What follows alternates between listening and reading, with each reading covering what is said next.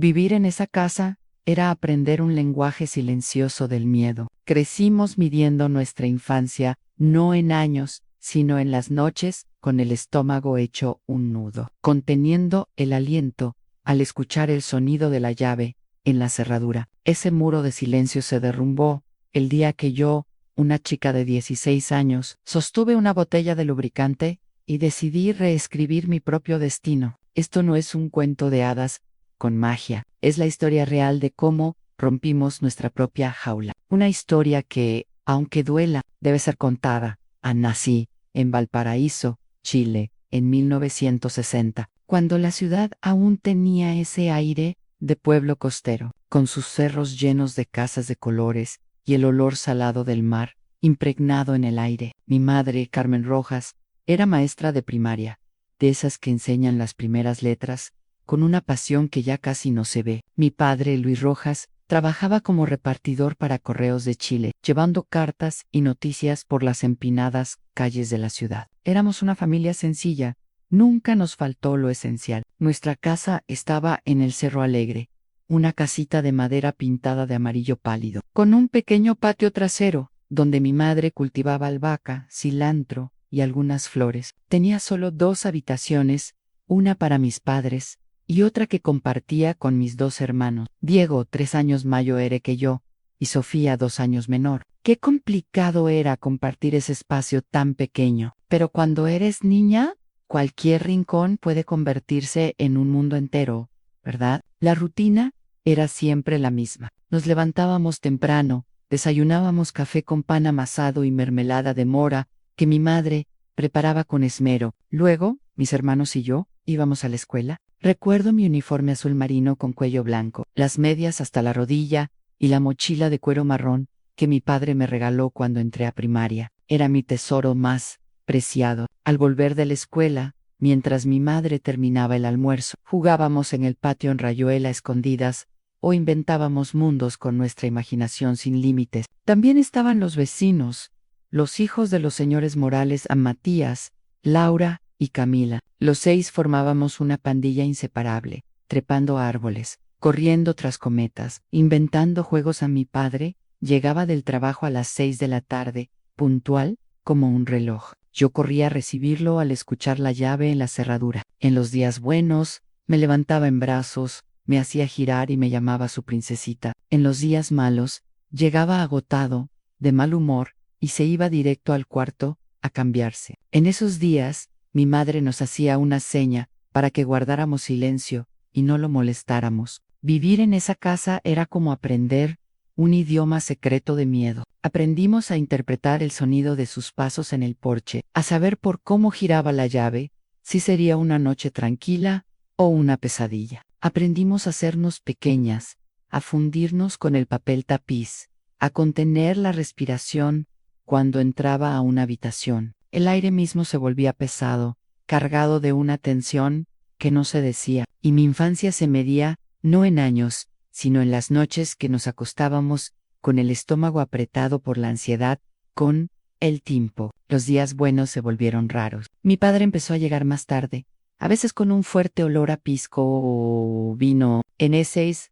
noches, mi madre nos mandaba temprano a nuestro cuarto. Aunque me tapara la cabeza con la almohada, podía escuchar las discusiones, las palabras duras, a veces el sonido de cosas rompiéndose. Una mañana de domingo, cuando tenía 9 años, desperté por un ruido en la cocina. No era el aroma del café fresco lo que llenaba la casa, sino una atmósfera tensa y pesada. Me levanté de puntillas y espié. Mi madre estaba apoyada contra la estufa, con la cara enrojecida y una venda improvisada en la ceja. Mi padre, sentado a la mesa, tomaba café en silencio, como si nada hubiera pasado. Ese día, vi a mi madre llorar por primera vez, escondida junto al lavadero, pensando que nadie la veía. Me quedé paralizada, sin saber qué hacer. Una niña de 9 años no entiende del todo estas cosas, pero las siente. ¿Y cómo sentí ese nudo en el pecho, ese deseo de proteger a mi madre, aunque no supiera cómo? En la escuela era una estudiante dedicada, siempre con las mejores notas. Mi maestra, la señorita Torres, decía que tenía un don especial para el dibujo y me animaba a participar en concursos de arte. Ella me regaló mi primer set de lápices de colores, no los simples, sino unos de 24 colores que guardaba como un tesoro. Dibujar se convirtió en mi refugio, mi manera de escapar de una realidad que a veces era demasiado pesada para una niña. Mi hermano Diego creció y empezó a parecerse cada vez más a mi padre, no solo en el físico, sino en el carácter. A los 14 años, ya casi tan alto como papá, comenzó a repetir sus comportamientos. Recuerdo cuando rompió a propósito un juguete de Sofía, solo porque ella no quiso prestárselo a un amigo. Cuando Sofía lloró, él se rió, igual que papá cuando veía a mamá triste los domingos en familia, que deberían haber sido de alegría,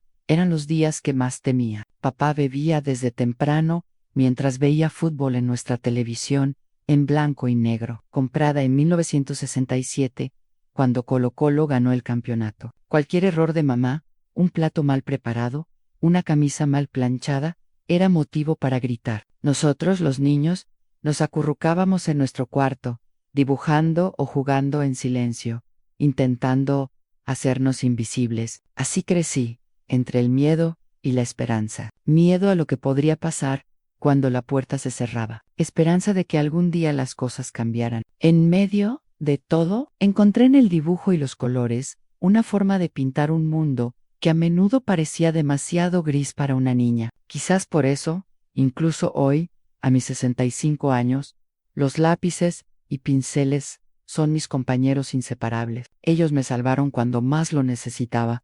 Aun cuando cumplí 13 años en 1973, mi vida empezó a cambiar. Ya no era una niña pequeña, sino una adolescente, y eso parecía molestar aún más a mi padre. Las reglas se volvieron más estrictas. No podía jugar en la calle con los chicos, no podía usar ropa que él considerara provocadora. Para él, cualquier vestido de color vivo ya era motivo de escándalo. Una niña decente no anda exhibiéndose, decía, golpeando la mesa. La adolescencia es difícil para cualquiera, pero para mí era como caminar por un campo minado. Mi madre intentaba protegerme como podía, pero ella misma vivía con tanto miedo que a veces su protección era solo una mirada suplicante para que obedeciera sin chistar. Recuerdo el día de mi graduación de octavo básico. Estaba tan emocionada. Había logrado ser la mejor de mi clase, y la escuela me daría un certificado de honor. Pasé toda la semana soñando con ese momento, imaginando a mis padres orgullosos en la audiencia. Incluso cosí en secreto un vestido celeste con ayuda de mi madre mientras papá estaba en el trabajo. La noche de la graduación me arreglé, feliz, cuando mi padre llegó del trabajo y me vio con el vestido. Su rostro cambió por completo. ¿Qué es esta ridiculez?, gritó, señalándome. Le expliqué lo de la graduación, el certificado. Le mostré la invitación que la escuela había enviado. Él tomó el papel, lo hizo pedazos y lo arrojó al suelo. ¿Crees que voy a dejar que mi hija desfile frente a toda la ciudad? Perche, para que los chicos te miren, ni los sueñes. Mi madre intentó intervenir. Luis, es solo una graduación. La niña se esforzó tanto. Entonces, él la miró con esa mirada que conocíamos tan bien. Cállate la boca. No, te pregunté nada. Corrí a mi cuarto llorando, mientras lo escuchaba gritar que estudiar era inútil, que lo que una mujer necesitaba era aprender a cuidar la casa y obedecer. Esa noche me acosté aún con mi vestido celeste, abrazando la almohada, para ahogar el sonido de mis sollozos.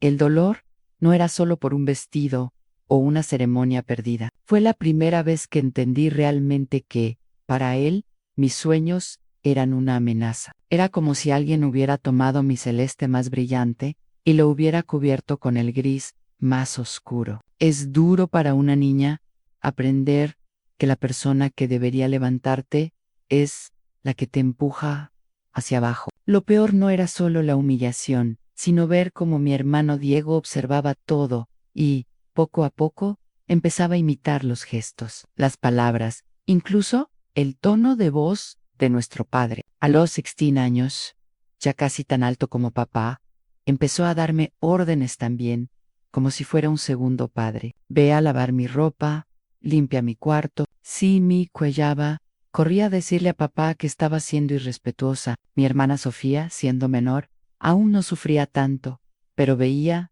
en sus ojos el mismo miedo que yo sentía. Intentaba protegerla como podía, haciendo sus tareas en secreto, inventando excusas cuando hacía algo mal. Era como si hubiéramos creado un pequeño sistema de supervivencia dentro de esa casa. La escuela se convirtió en mi único refugio. Allí podía ser yo misma, al menos por unas horas. Mi maestra, la señorita Torres, notó mi talento para el dibujo y empezó a darme materiales y libros especiales sobre arte. También notó que algo no estaba bien, tal vez por los dibujos sombríos que hacía, siempre con figuras pequeñas escondidas en esquinas bajo sombras grandes y amenazantes. Un día me llamó después de clases. Lucía, tus dibujos son muy expresivos, dijo hojeando mi cuaderno Yahchi. Se detuvo en un dibujo de un pájaro pequeño dentro de una jaula oscura con barrotes gruesos. Noto que a menudo dibujas cosas atrapadas, escondidas o pequeñas frente a sombras grandes. Hay una historia aquí, una poderosa, aunque no estés lista para contarla. Sentí un nudo en la garganta, una ola de calor detrás de los ojos. Quise contarle todo, pero la regla de mi padre era lean lo que pasa dentro de la casa. Se queda dentro de la casa. Forcé una sonrisa y murmuré que era solo mi estilo artístico. Ella me miró con una comprensión que iba más allá de mis palabras. No insistió, pero antes de que me fuera, me dio un cuaderno nuevo con tapa dura y páginas gruesas. Esto es para las historias que no puedes contar en voz alta, dijo suavemente. El papel es un oyente paciente y seguro. Deja que guarde tu verdad hasta que estés lista. A veces, el mayor acto de bondad no es resolver el problema de alguien, sino darle un lugar seguro para poner su dolor. En un mundo donde Lucía debe guardar silencio, esa maestra le dio una voz y un arma secreta. Ese cuaderno se convirtió en mi diario, mi confidant. Cada noche, cuando todos dormían, dibujaba las escenas del día, los miedos, las esperanzas, y luego lo escondía bajo el colchón. Era mi manera de no ahogarme con todo lo que no podía expresar en voz alta. En el verano de 1975, cuando tenía 15 años, ocurrió algo que lo cambió todo. Mi padre perdió su trabajo en correos, nunca supe la razón exacta, pero sospecho que fue por su bebida. Llegó a casa ese día con los ojos inyectados de sangre, arrojando su mochila al suelo con tanta fuerza que rompió una lámpara del comedor. Fueron esos envidiosos, gritó, caminando de un lado a otro. Pero, ya verán, yo les voy a demostrar. En los días siguientes, empezó a beber desde el desayuno. El dinero comenzó a escasear, y pronto mi madre tuvo que vender algunas joyas que había guardado, un recuerdo de su abuela. Empezó a limpiar casas a escondidas para ayudar con los gastos, saliendo muy temprano y regresando antes de que él despertara de sus borracheras. San Diego, que ya había terminado el colegio, encontró trabajo como ayudante en un taller mecánico. Parecía que por fin tomaría un camino diferente al de nuestro padre, pero no, todo el dinero que ganaba lo gastaba en diversión. Nunca traía nada para ayudar en casa. Peor aún, empezó a invitar amigos a beber los fines de semana. Chicos ruidosos que miraban a Sofía y a mí de una manera que nos hacía correr a encerrarnos en nuestro cuarto. Fue en una de esas tardes de sábado cuando todo explotó. Papá estaba durmiendo, borracho como de costumbre, cuando Diego llegó con 3 amigos trayendo botellas de pisco. Hablaban fuerte, reían a carcajadas. Mamá les pidió que se callaran para no despertar a papá, pero la ignoraron. Yo estaba en la cocina ayudando a preparar la cena, cuando uno de los amigos de Diego, un joven, llamado Esteban, entró. Recuerdo el fuerte olor a alcohol mientras se acercaba, diciendo que quería conocer mejor a la hermanita de Diego. Intenté retroceder, pero me tomó del brazo con fuerza. Mi madre dejó caer lo que tenía en las manos y se interpuso entre nosotros. Deja a mi hija en paz, dijo con una firmeza que rara vez mostraba. Sal de mi cocina ahora. Esteban se rió, pero antes de que pudiera responder, escuchamos un estruendo en el comedor. Mi padre se había despertado y derribó una silla al levantarse. Entró tambaleándose a la cocina, con los ojos entrecerrados tratando de entender qué pasaba. ¿Qué es este desastre? ¿Quiénes son estos?, preguntó, señalando a los chicos en el comedor. Son mis amigos, papá, respondió Diego, poniéndose de pie. Vinieron a celebrar conmigo. Mi padre miró alrededor, luego fijó su mirada en mí y en mamá, con Esteban aún cerca de la puerta. Algo cambió en sus ojos. Así que, eso es, en cuanto doy la espalda, traes hombres cerca de tu hermana. ¿Quieres convertir esta casa en qué? No es así, papá, intenté explicar, pero ya estaba fuera de sí en segundos. La escena se volvió un caos. Mi padre se lanzó contra Esteban, empujándolo contra la pared. Los otros chicos corrieron, y pronto todos gritaban y se empujaban. Mi madre nos jaló a Sofía y a mí al cuarto, cerrando la puerta con llave. Nos quedamos ahí, abrazadas, temblando, escuchando el sonido de cosas rompiéndose, gritos, y luego la puerta principal cerrándose de golpe en silencio. A minutos después, golpes en la puerta del cuarto. Abraham, era la voz de Diego.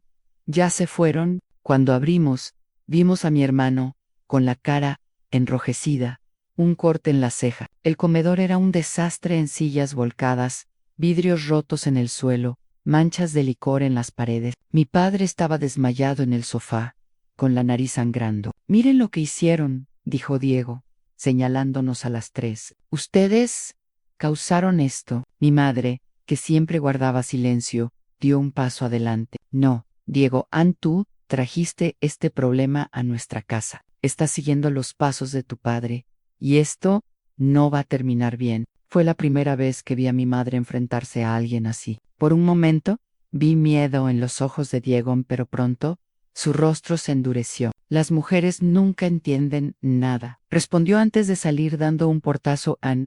Esa noche, mientras limpiábamos el desastre, mi madre me miró con ojos diferentes, más decididos. Tenemos que cambiar esto, hija, susurró para que solo yo la oyera. No podemos seguir viviendo así. Fue entonces cuando comencé a darme cuenta de que tal vez había una salida. Tal vez podíamos hacer algo más que solo sobrevivir día tras día. En mi cuaderno esa noche, por primera vez, dibujé una puerta abierta con luz entrando por ella. Era un dibujo simple, pero representaba algo que comenzaba a nacer dentro de mí, esperanza. Después de esa noche de confrontación, las cosas en casa empeoraron. Mi padre, sin un trabajo fijo, pasaba los días en casa, vigilando cada uno de nuestros movimientos. Los ahorros se agotaron rápidamente, y comenzamos a vender muebles, luego más joyas de mi madre. La atmósfera era de una desesperación silenciosa. Diego estaba cada vez más ausente, saliendo temprano y regresando tarde, a veces sin aparecer por días. Cuando venía, siempre traía ese olor a alcohol que conocíamos tan bien. Él y mi padre ahora discutían constantemente. Dos hombres igual de tercos, peleando por un control que se les escapaba a ambos. Era 1976.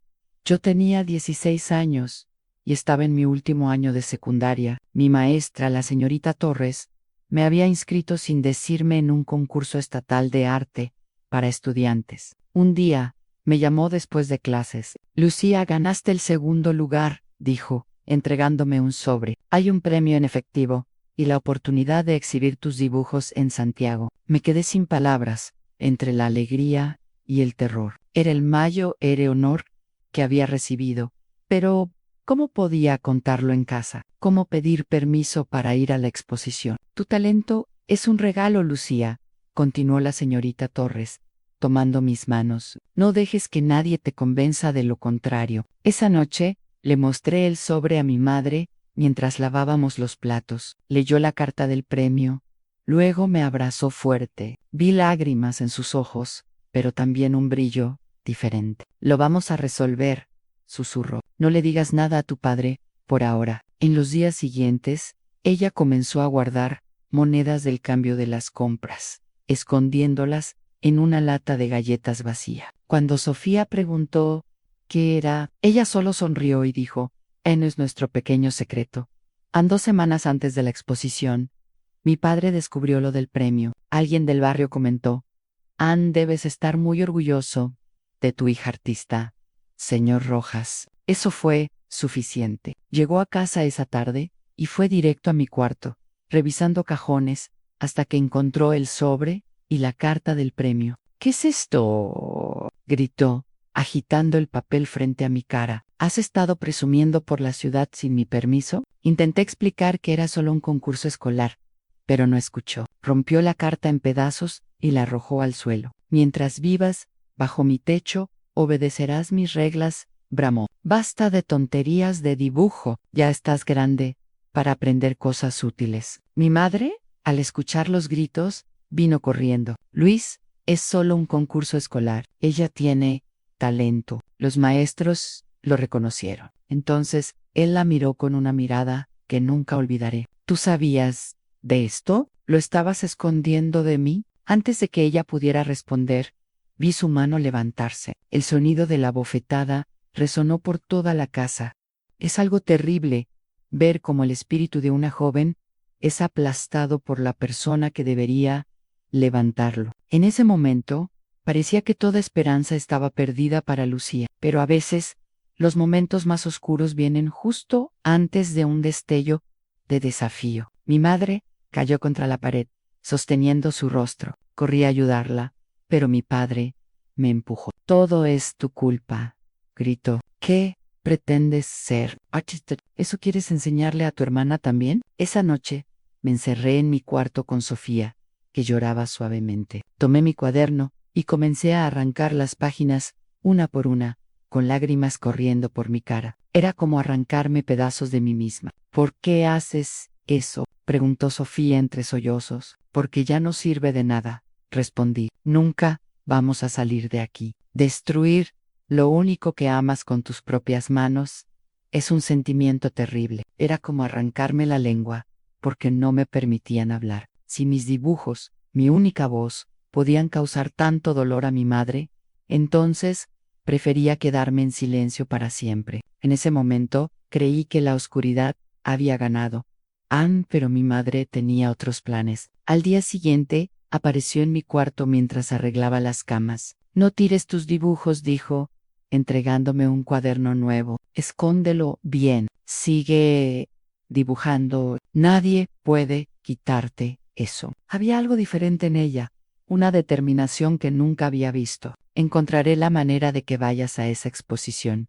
Continuó en voz baja. Tu padre viajará a Viña del Mar la próxima semana para buscar trabajo en la fábrica de autopartes de su primo. Estará fuera 3 días. El plan era simple. Mientras mi padre estuviera fuera, iría a la exposición con la señorita Torres, que se había ofrecido a acompañarme. Mi madre cuidaría de Sofía y inventaría una excusa si Diego aparecía. Pero las cosas rara vez salen como se planean.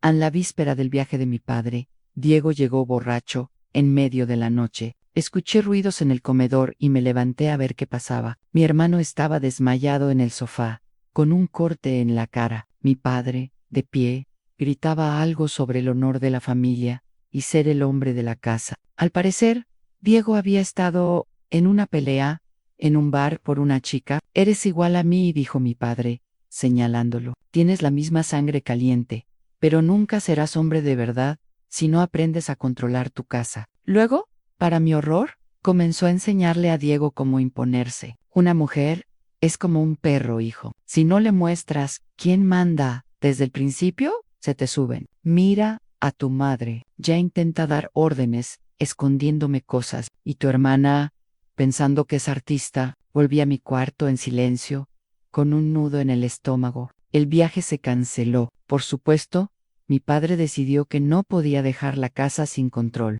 La exposición ocurrió sin mí, y el dinero del premio, que nunca llegó a mis manos, probablemente se lo quedó la escuela en las semanas siguientes. La tensión en casa era palpable. Mi padre vigilaba cada movimiento de mi madre con sospecha. Una noche, lo vi revisando sus cajones, buscando algo. Cuando encontró la lata con las monedas ahorradas, su rostro se puso rojo de ira. La confrontó en la cocina, arrojando las monedas al suelo. ¿Qué es esto? ¿Para qué guardabas dinero? Para escaparte, para abandonarme. Ella lo negó.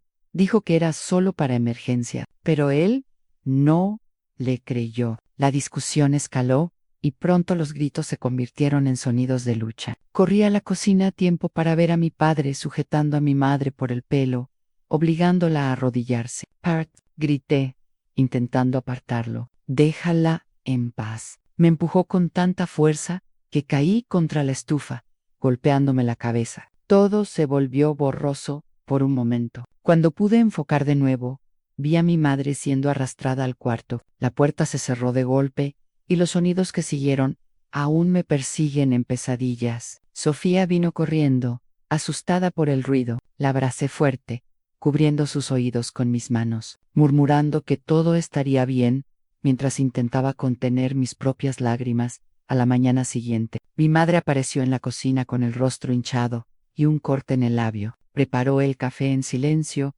evitando nuestras miradas. Mi padre, sentado a la mesa, leía el diario como si nada hubiera pasado. Ese día noté que algo se había roto dentro de ella. No era solo el ojo morado o el labio partido, era algo más profundo, como si una luz se hubiera apagado. Se movía como un fantasma por la casa, haciendo sus tareas mecánicamente. Pero esa noche, cuando todos dormían, escuché un sonido desde el baño. Me levanté de puntillas y vi a mi madre sentada en el suelo, llorando en silencio. A su lado, una maleta pequeña donde guardaba algunas prendas. Nuestros ojos se encontraron, puso un dedo en los labios, pidiendo silencio, y luego me hizo señas para que entrara y cerrara la puerta. «Nos vamos», susurró, tomando mis manos. «Tú, Sofía, y yo no podemos quedarnos aquí». Mi corazón latía con fuerza. «¿A dónde? ¿Cómo?» «Tengo una prima en Puerto Varas», explicó. «Ella nos puede recibir por un tiempo hasta que encontremos un lugar. He ahorrado algo de dinero de mis trabajos de limpieza. No es mucho, pero alcanza para los pasajes». La idea de escapar era aterradora y liberadora a la vez. ¿Y si mi padre nos encontraba? ¿Y si Diego venía por nosotras? ¿Y si no funcionaba? ¿Y si nos quedamos aquí?, respondió ella, sosteniendo mi rostro entre sus manos. «¿Crees que esto va a mejorar? Un día podría matarnos. Lucía, no puedo arriesgarme, no puedo verte sufrir así, nunca más».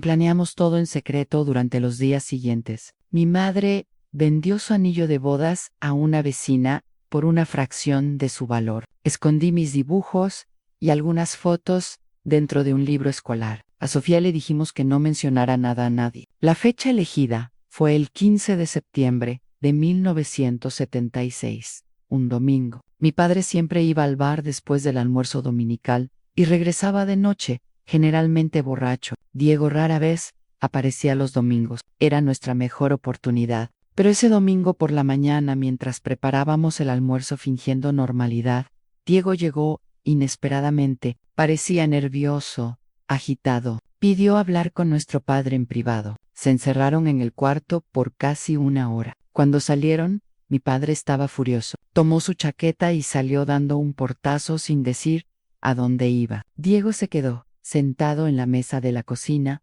mirándonos con ojos sospechosos. ¿Qué pasa?, preguntó mi madre, intentando sonar casual. ¿Ocurrió algo? Diego dio una sonrisa extraña. «Nada de lo que tengan que preocuparse, mamá. Pero papá me pidió que vigilara la casa hoy. Dijo que han estado actuando muy raro últimamente». Mi sangre se heló. Lo sabía. Había descubierto nuestros planes. Las siguientes horas fueron las más largas de mi vida. Diego no se movía del comedor, controlando cada uno de nuestros movimientos. Cuando intenté ir a mi cuarto por un libro, insistió en acompañarme. La maleta que escondíamos bajo la cama estaba parcialmente visible. Vi sus ojos entrecerrarse, pero no dijo nada. De vuelta en el comedor, se sentó cerca de la puerta como un guardia. «¿Sabes, mamá?», dijo casualmente. «Papá me contó que encontró algo de tu dinero ahorrado. Dijo que has estado escondiendo plata». «¿Para qué?», me pregunto. Mi madre, lavando platos en el fregadero, respondió sin voltear. «Para emergencias, hijo. ¿Sabes lo difícil que ha sido todo?». Repitió con una sonrisa sarcástica, como escapar de casa, por ejemplo. El plato que mi madre sostenía se le resbaló y se rompió en el fregadero. El silencio que siguió fue ensordecedor. «¿Creen que somos idiotas?», continuó Diego, poniéndose de pie. ¿Creen que no noté la ropa doblada en el armario? ¿La maleta bajo la cama? ¿Los susurros por la noche? Se acercó a mi madre, que seguía de espaldas, paralizada. Papá tiene razón, no se puede confiar en ustedes. Hay que controlarlas en ese momento. Supe que no habría escape. Ese día, nuestro plan fue descubierto, y ahora estábamos en un peligro aún mayor. Vi en los ojos de Diego el mismo brillo peligroso que tantas veces vi en los de mi padre, como si un ciclo terrible se repitiera, pasando de padre a hijo, como una enfermedad. Esa noche, nuestro padre regresó. Diego debió contarle todo, porque en el momento en que cruzó la puerta, su furia era una fuerza física en la habitación. No, gritó. Ann, eso era lo peor. Se movía con una calma escalofriante, tomando la maleta de debajo de mi cama y vaciando su contenido en el suelo, a nuestra ropa, mi cuaderno escondido, las fotos preciosas. Con una sonrisa cruel, tomó el cuaderno de dibujos, mi único escape, y lo rompió lentamente, página por página, frente a mí. ¿Crees que puedes irte?, se burló, con voz baja y amenazante. Esta casa es tu mundo, y yo soy su Dios. Tener la libertad tan cerca solo para que te la arranquen es una crueldad única. Parecía que las paredes se habían cerrado sobre nosotras para siempre, pero cuando no puedes escapar por la puerta, tienes que encontrar otra salida, aunque sea rompiendo la cerradura misma. Desde ese día, fuimos prisioneras en nuestra propia casa. Él cerraba las puertas con llave por la noche y se llevaba la llave. A mi madre le prohibió salir, incluso para comprar comida. Las paredes parecían cerrarse, y el aire se volvía denso, con amenazas no dichas. La esperanza que habíamos cultivado con tanto cuidado fue aplastada, reemplazada por una desesperación sofocante. Lo peor era el silencio. Mi madre nos señalaba que guardáramos silencio para no molestar a papá, un silencio pesado cargado de miedo y resentimiento, donde las palabras no dichas eran más amenazantes que cualquier grito. En octubre de 1976, el frío llegó antes a Valparaíso. El viento del Pacífico, con su fuerza implacable, golpeaba las ventanas por la noche, con un gemido triste, como si la naturaleza misma lamentara nuestra situación. Una noche particularmente fría, cuando todos dormían, escuché un llanto, ahogado desde el cuarto de mis padres. Un sonido diferente al habitual, más profundo, más doloroso. Me levanté de puntillas, con las tablas del suelo crujiendo bajo mis pies descalzos, a través de la rendija de la puerta entreabierta. Vi a mi madre sentada en el borde de la cama, bajo la tenue luz de la lámpara, aplicándose una compresa fría en el rostro. Cuando giró la cabeza, tuve que cubrirme la boca para no gritar. Su ojo derecho estaba morado, hinchado, casi cerrado, con una mancha oscura extendiéndose por su mejilla. En la comisura de su boca, un hilo de sangre seca. Mi padre roncaba pesadamente a su lado, como si nada hubiera pasado. Algo cambió dentro de mí esa noche. No era enojo, ese sentimiento lo conocía bien, había estado ardiendo en mi pecho por años. Era una certeza fría, tranquila, como agua congelada en un lago profundo. Teníamos que hacer algo, o no sobreviviríamos mucho más en esa casa. Cuando volví a mi cuarto, no pude dormir. Miré el techo descascarado, contando las manchas de humedad, hasta que una idea comenzó a tomar forma. Tomé mi cuaderno de debajo del colchón y, en lugar de las escenas tristes de siempre, casas abandonadas, pájaros enjaulados, figuras solitarias, comencé a dibujar un plan. Los trazos de lápiz en el papel parecían susurrar una posibilidad que nunca había considerado antes. No era una huida, era una confrontación, un punto de inflexión a la mañana siguiente, mientras preparaba el desayuno con manos aún temblorosas por la noche sin dormir, escuché a mi padre quejarse de su rodilla en el comedor, con su voz ronca habitual, pero con una nota de dolor más aguda de lo normal. Esta maldita cosa duele cada vez más, gruñó, masajeándose la pierna estirada en el sofá gastado. Siento como alfileres dentro. Voy a usar ese aceite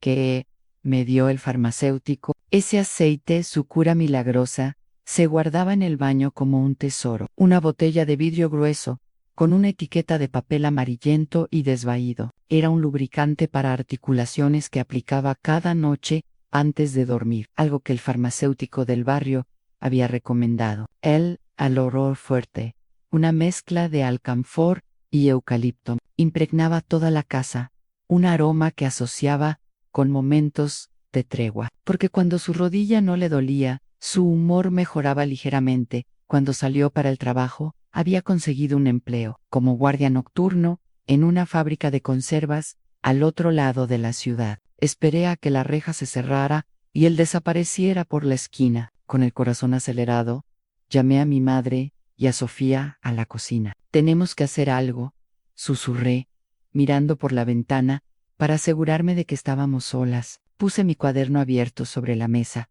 mostrándoles mi dibujo. No era una obra de arte, solo un boceto simple de la botella de aceite y un tarro de pegamento con flechas indicando la mezcla. Mi madre, con el rostro aún hinchado y un moretón morado alrededor del ojo, miró sin entender. Un pañuelo atado en la cabeza intentaba ocultar la herida, pero nada podía esconder el dolor en sus ojos. ¿Qué estás pensando, Lucía?, preguntó, con voz baja y cautelosa, como si incluso las paredes pudieran delatarnos. Se está volviendo más violento, respondí, tocando suavemente su rostro, evitando el ojo herido. Sentí su piel fría bajo mis dedos, el leve temblor en su labio inferior. Este aceite es lo único que alivia su dolor de rodilla. ¿Y si lo reemplazamos con algo más? Algo que, en lugar de aliviar, haga que su rodilla se trabe en Sofía. Siempre perspicaz, a pesar de sus 14 años, entendió de inmediato. Sus ojos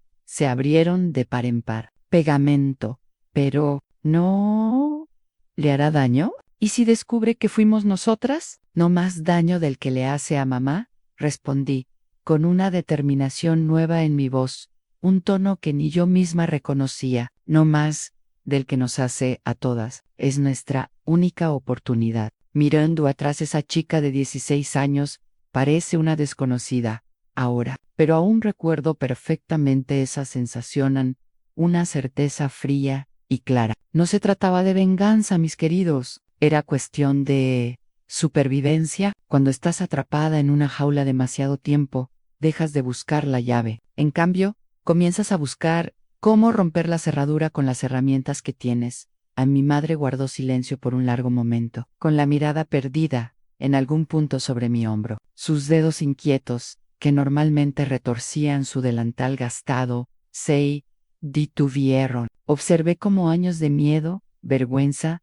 y oraciones silenciosas cruzaban por su rostro. Luego, sus ojos se enfocaron en los míos, y vi algo que nunca había visto antes. El terror seguía allí, pero ya no estaba al mando. Una resolución fría y dura emergía, como un cimiento revelado por un deslizamiento de tierra. Lentamente, extendió la mano y la colocó sobre mi dibujo de la botella. Por años, recé por un milagro que nos salvara, susurró, con la voz áspera por las lágrimas contenidas. Creo que tenemos que convertirnos en nuestro propio milagro. Finalmente asintió, con los ojos fijos en los míos, con una intensidad aterradora. Tenemos que ser cuidadosas. Fue todo lo que dijo, pero en esas 4 palabras, los cimientos de nuestra prisión comenzaron a resquebrajarse, y con eso cruzamos la línea. No había vuelta atrás para Lucía y su madre ahora. Habían acordado un plan tan peligroso que un solo error podía llevar a consecuencias mucho peores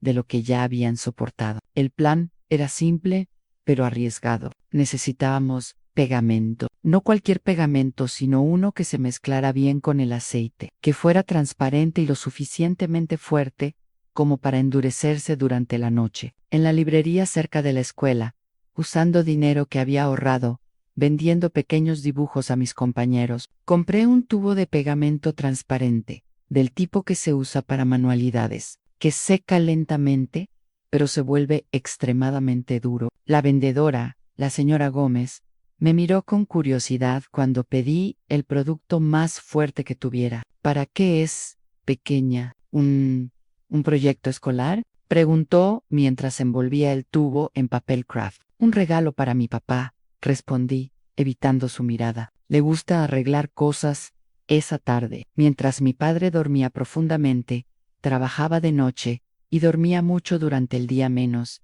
y Diego estaba con sus amigos. Las tres entramos al baño en silencio. Mi corazón latía tan fuerte que temía que su ruido despertara a mi padre. Cada crujido del suelo, cada respiración, parecía amplificarse en ese silencio tenso. Con manos temblorosas, mi madre abrió la botella de aceite medicinal, ese frasco de vidrio que parecía contener toda nuestra condena. El olor fuerte llenó el pequeño baño, haciendo que me ardieran los ojos. Vertió la mitad del contenido por el desagüe, el líquido viscoso escurriéndose lentamente. Luego, con cuidado, tomó el tubo de pegamento que yo sostenía y lo mezcló en la botella, agitándola suavemente para que los líquidos se integraran. La consistencia se volvió un poco más espesa, pero la diferencia no era notable a primera vista, especialmente dentro del vidrio oscuro. «Y si se da cuenta», susurró Sofía, con el miedo evidente en su voz,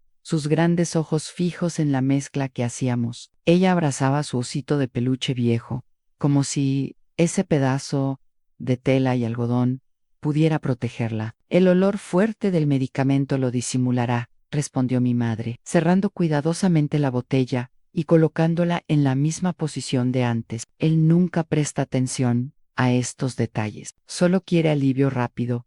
Pasamos el resto de la tarde en un estado de nerviosismo silencioso. Cada ruido en la calle nos hacía saltar. ¿Y si Diego regresaba temprano? ¿Y si mi padre despertaba y decidía usar el medicamento antes de su hora habitual? La culpa y el miedo se mezclaban en mi estómago como una sopa amarga. Esa noche cenamos en silencio como siempre. La carne estaba dura, las papas medio crudas, pero nadie se quejó. Mi padre parecía más irritable de lo habitual, quejándose del trabajo, de la comida, del calor, de todo. Su rodilla, dijo, le palpitaba como a demonio. Después de la cena, se arrastró al baño para su rutina nocturna. Minutos después, escuchamos el sonido familiar de la tapa de la botella al abrirse. Intercambiamos miradas tensas en la mesa, incapaces de comer otro bocado. Sofía dejó caer su tenedor, que chocó contra el plato de cerámica. Mi madre le tomó la mano por debajo de la mesa. El tiempo parecía alargarse. Cada segundo era una eternidad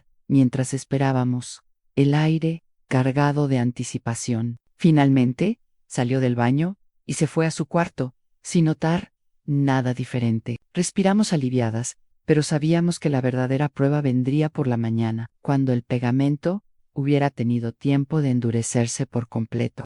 Esa fue la noche más larga de mi vida. Acostada en la cama, con los ojos abiertos en la oscuridad, repasé mentalmente cada detalle de nuestro plan. ¿Qué haríamos si funcionaba? ¿Y si fallaba? ¿A dónde iríamos? ¿Con qué dinero? Las preguntas giraban en mi mente como un carrusel enloquecido. No pude dormir bien, dando vueltas en la cama, imaginando 1000 escenarios diferentes. ¿Y si lo descubría antes? ¿Y si la mezcla no funcionaba? Si nos atrapaban, las consecuencias serían terribles. El grito llegó antes del amanecer, rompiendo el silencio de la madrugada, como un relámpago en un cielo despejado, un rugido de dolor y rabia que hizo temblar las paredes de la casa y me heló hasta los huesos. Salté de la cama, con el corazón latiendo como un tambor de guerra. Sofía corrió a mi cuarto en su camisón blanco,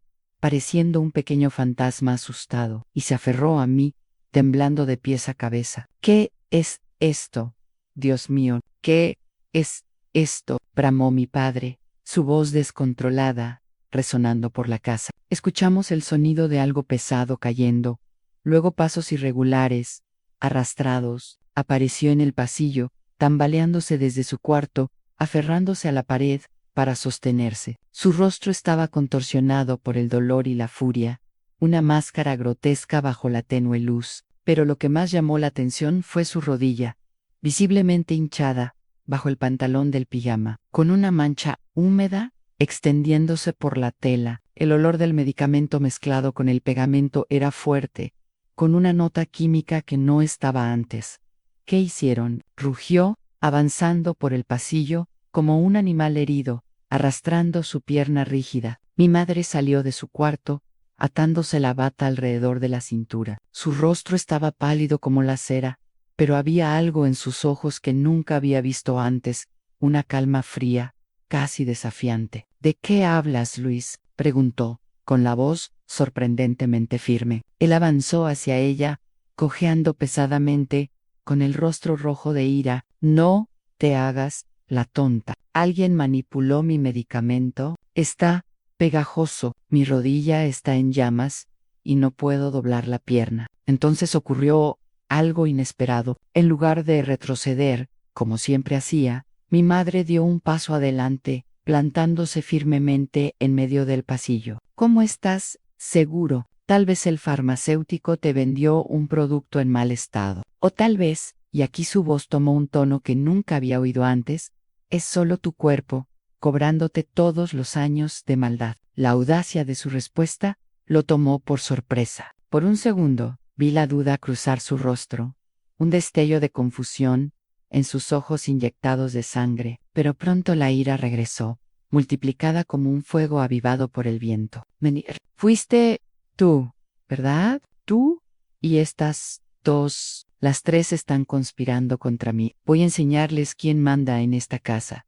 Intentó agarrarla del brazo, levantando la mano para golpearla, pero al dar un paso adelante, su rodilla cedió por completo. El pegamento se había endurecido durante la noche, cementando la articulación como si fuera concreto. Con un grito de dolor que sonó más como un aullido animal, cayó al suelo como un árbol talado, golpeándose la cabeza contra la esquina de la mesa del pasillo, con un golpe seco y alarmante. En un solo momento impactante, el monstruo que había aterrorizado nuestras vidas fue derribado, no por una gran fuerza, sino por nuestro silencioso coraje. El poder en la casa acababa de cambiar drásticamente. Pero, ¿qué haces cuando la persona que te tenía cautiva está indefensa a tus pies? Todo ocurrió muy rápido después de eso. La sangre comenzó a fluir desde un corte profundo en su frente, formando un charco oscuro en el suelo de madera. Intentó levantarse, apoyándose en los codos, pero su rodilla no se doblaba en absoluto, haciéndolo caer de nuevo con cada intento. Era como ver a un insecto boca arriba, luchando inútilmente. ¡Ayúdenme!, gritó. Su voz ahora, una mezcla de ira y miedo. No se queden ahí, paradas. Llamen una ambulancia. Es una orden. Ninguna de nosotras se movió. Nos quedamos paralizados, mirando al hombre que nos había aterrorizado por tanto tiempo. La figura que era más grande que la vida en nuestras pesadillas. Ahora, reducida a una figura patética en el suelo, sangrando y suplicando ayuda. Había algo surrealista en la escena, como si estuviéramos viendo una película en lugar de vivirla. Van a pagar por esto, amenazó entre gemidos de dolor. Cuando me levante de aquí, fue Sofía quien rompió el silencio. La pequeña y frágil Sofía que siempre se escondía detrás de mí o de mamá cuando él alzaba la voz. Dio un paso adelante, aún sosteniendo mi mano, pero con la barbilla en alto. Vámonos, dijo con su voz pequeña pero decidida como nunca antes. Ahora es nuestra oportunidad. No puede seguirnos. Esas palabras simples, dichas con esa voz infantil, parecieron romper el hechizo que nos mantenía cautivas en esa casa, con ese hombre, en esa vida. Mi madre pareció despertar de un trance profundo. Sus ojos se iluminaron con una decisión repentina, como si todas las dudas hubieran sido barridas por un vendaval. Tomen solo lo esencial, dijo, con la voz temblando ligeramente, pero firme. Tenemos 5 minutos en unos minutos frenéticos. Tomamos las pocas cosas que habíamos preparado para nuestra huida anterior, en algo de ropa doblada a prisa, los documentos importantes que mi madre guardaba en una lata de galletas al fondo del armario, el dinero que había logrado esconder de nuevo tras el descubrimiento de Diego.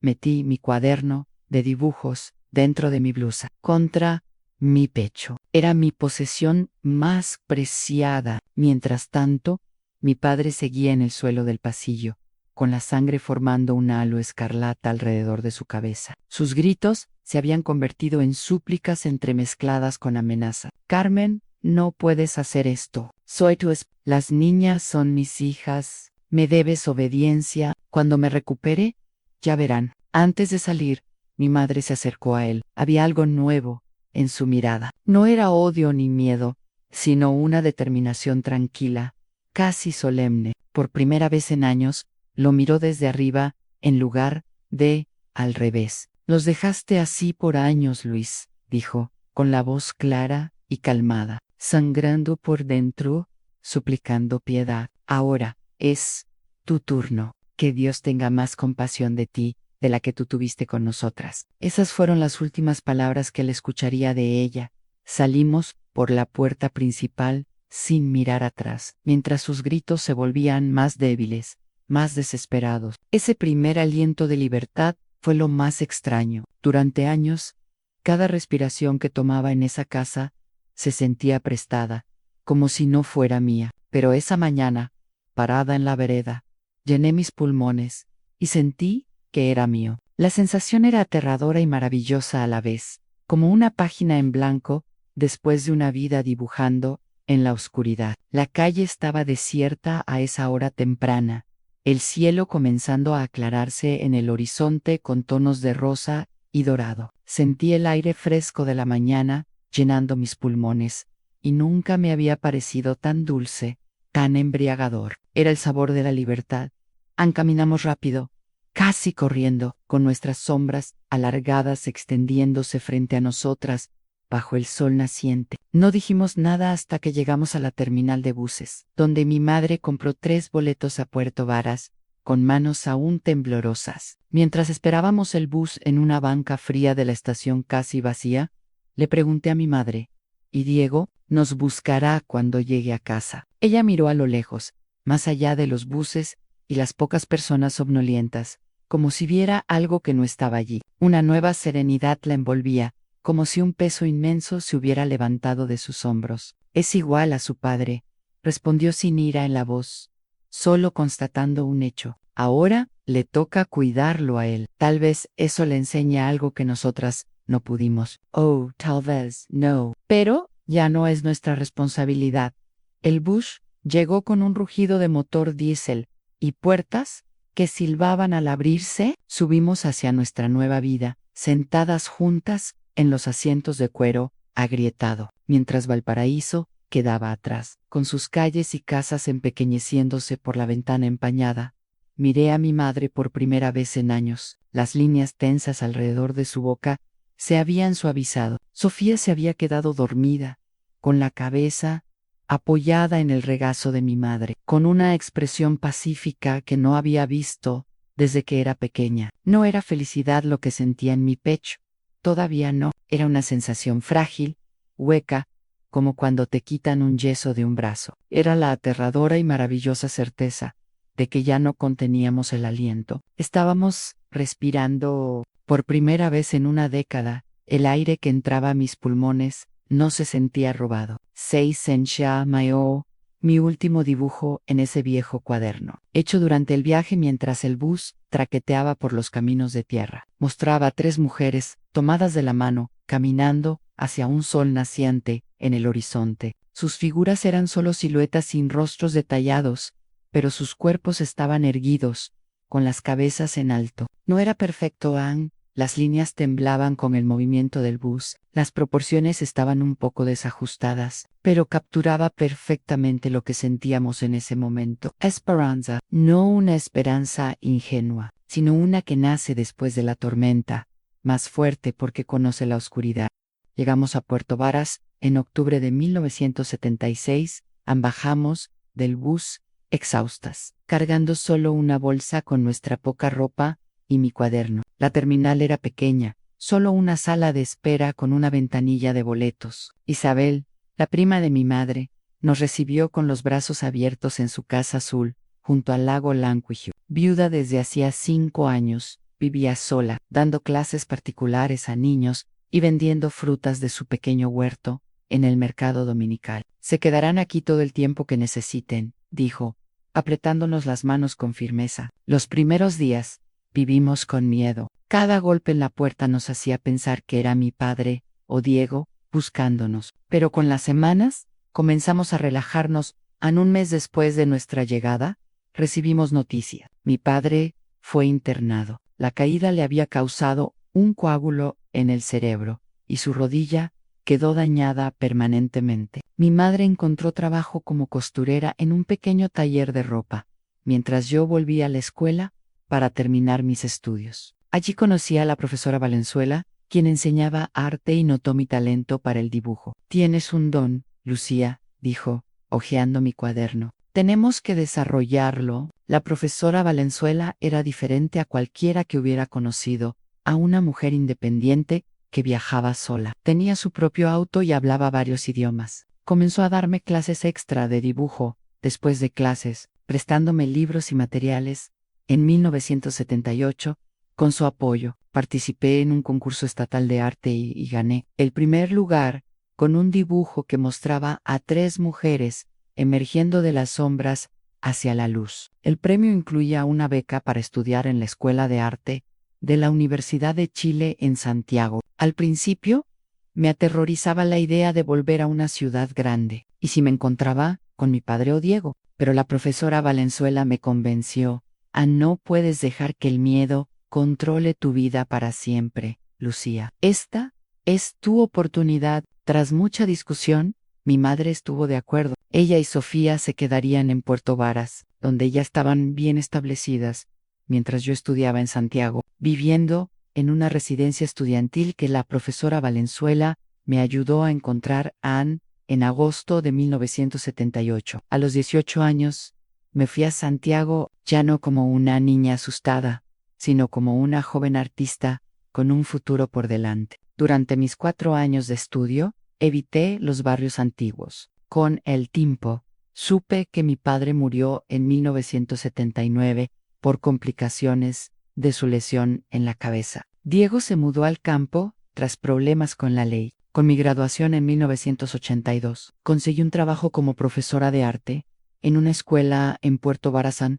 Regresé para estar cerca de mi madre y Sofía, trayendo conmigo no solo un diploma, sino la certeza de que había roto el ciclo de violencia que marcó a nuestra familia por tanto tiempo. El arte, que comenzó como mi refugio, se convirtió en la base misma de mi nueva vida. A través de él, no solo sobreviví, sino que encontré belleza en un mundo que por mucho tiempo solo me mostró su rostro más oscuro. Hoy, a mis 65 años, vivo una vida tranquila en Puerto Varas. A quien me ve ahora, con mi cabello blanco y mis manos marcadas por el tiempo, no imagina el viaje que hice para llegar aquí. Pero cada arruga en mi rostro cuenta una historia de lucha y superación tras graduarme y regresar a Puerto Varas como profesora. Dediqué mi alma a enseñar arte. Transformé el pequeño salón que me dieron en la escuela municipal en un espacio de creación y libertad. Mis estudiantes, niños de todas las edades, encontraron allí un lugar donde podían expresar sus sentimientos a través de colores y formas, como yo lo hice alguna vez. En 1985, conocí a Manuel, un carpintero que llegó de Osorno para trabajar en la restauración de la iglesia local. Tenía manos ásperas por el trabajo, pero ojos amables que reflejaban un alma buena. Nuestra relación fue lenta, llena de dudas de mi parte. El miedo a confiar, a entregarme, aún estaba arraigado en mí, pero Manuel fue paciente, respetando mis tiempos y silencios. Nos casamos en 1987, en una ceremonia sencilla en el patio de Isabel, con solo unos pocos amigos cercanos. Mi madre, que había encontrado su vocación y sustento en la costura, hizo mi vestido, un modelo simple en tonos celestes, poco convencional como nuestra historia. Nuestra hija, Ana, nació en 1988, trayendo una alegría que no sabía que era posible. Ver a esa pequeña crecer en un entorno de amor y respeto fue la mayor sanación para las heridas del pasado. Me prometí que ella nunca conocería el tipo de hogar en el que crecí, y cumplí esa promesa. Mi madre, Carmen, vivió con nosotros hasta 2003, cuando falleció tranquilamente mientras dormía, a los 76 años. En sus últimos años, era una mujer diferente. Sonreía más, cantaba mientras cosía, jugaba con su nieta. La sombra del miedo había sido reemplazada por una paz que tanto merecía. Sofía se casó con un comerciante local y tuvo 2 hijas. Vive a solo 3 cuadras de mi casa y nos visitamos casi a diario. Los cafés de los domingos por la tarde son sagrados. Ella trae el pastel, yo preparo el café y pasamos horas hablando de todo y nada. Nunca volví a saber de Diego. Escuché que se casó, tuvo hijos y luego se mudó al norte del país. A veces pienso en él, no con rabia, sino con una especie de tristeza por lo que pudo haber sido. Él también fue víctima, a su manera, de un ciclo de violencia que venía de generaciones atrás. Hoy, ocupo mis días entre mi taller en la parte trasera de la casa, un regalo de Manuel por mi 60º cumpleaños, y mis clases de dibujo para los niños de la comunidad. Aunque estoy jubilada de la enseñanza formal, no puedo dejar de enseñar. Ver el brillo en los ojos de un niño cuando crea su primer dibujo me recuerda el poder transformador del arte a mí. Cuaderno de aquella época difícil. Aún existe guardado en una caja especial. A veces, mis nietas me piden verlo y se los muestro. Quiero que sepan que no todas las historias tienen un comienzo bonito. Les cuento que esas líneas temblorosas y asustadas de hace tanto tiempo son la base de cada dibujo seguro y colorido que creo hoy. Es un recordatorio de que donde comienzas no tiene que ser donde termina. A veces abro ese cuaderno para recordar de dónde vengo y cuán lejos he llegado. Las líneas temblorosas de esa niña asustada han evolucionado en los trazos seguros de la mujer en la que me he convertido. Es un recordatorio de que somos capaces de reescribir nuestra historia. Incluso cuando el comienzo parece el más oscuro de los cuentos, a las noches en Puerto Varas son tranquilas, especialmente ahora en otoño, sentada en el porche con Manuel, viendo las estrellas aparecer una a una en el cielo. Siento una profunda gratitud por la vida que hemos construido. No es una vida sin desafíos ni tristezas, eso no existe, pero es una vida donde el amor prevaleció sobre el miedo, donde la libertad venció al cautiverio. Cuando mis nietas, las hijas de Ana, vienen a visitarme trayendo sus propios dibujos para mostrarme, sé que el ciclo se ha roto. Ellas crecen sabiendo lo que es ser amadas y respetadas, conociendo el valor de su propia voz. Ese, quizás, es mi mayor legado en el viaje hacia el perdón. No fue de un día para otro. Durante muchos años, luché con la rabia que sentía por mi padre, no para excusarlo, sino para liberar mi propia alma. Perdonar no es borrar el pasado, sino elegir que ya no estrangule mi presente. También aprendí a ver a Diego, no solo como quien continuó la crueldad, sino como otra víctima de ese ciclo. Las cicatrices siguen ahí, como líneas marcadas en un dibujo, pero ya no duelen, son un recordatorio de donde comencé y de la fuerza que encontré para dibujar una vida completamente nueva.